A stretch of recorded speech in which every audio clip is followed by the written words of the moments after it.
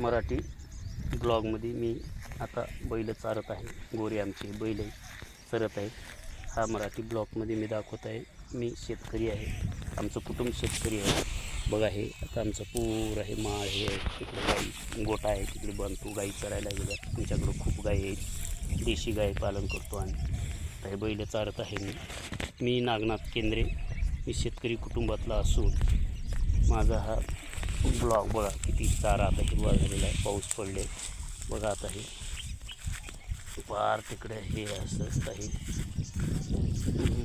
हे आहे बघा. आता पहिले इकडं चालू आहे छोट्याशा ब्लॉगमध्ये मी माझं दररोजचं डेली रुटीन लाईफ जीवन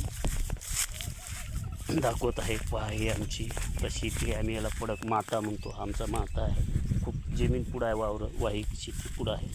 हे असं आहेत बघा. खूप आमचे असे बोरीचे झाडं झालेले आहेत. बघा हे इकडे किती सौंदर्य आहे, कसं दिसतं हे बघा. तिकडं बोरीचे झाडं, पळस इकडे हे दुपारी आता ते तिकडं आमच्या चुलत भावाचा गोठा आहे, चुलत भावाची पडक आहे. ते जे दिसलाले ते चुलत भावाचा गोठा, चुलत भावाची पडक आहे. तर बैला फिरलाले चोरलाले वर मी इकडं आले लागले सोडून राहत नाही. बघा हे आता आमचं मराठी ब्लॉग कसं आहे. आता हे मराठी ब्लॉग हे झाडी कशी दिसते पहा, हे सौंदर्य झाडीचं बघा. हे आता मराठी ब्लॉगमध्ये दाखवत आहे.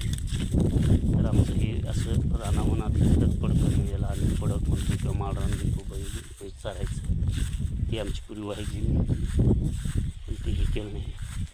ते आमचं माता आहे. आता बघा हे मी चॅनलला सबस्क्राईब करा, व्हिडिओ शेअर करा, सपोर्ट करा. हा शेतकऱ्याचा ब्लॉग आहे.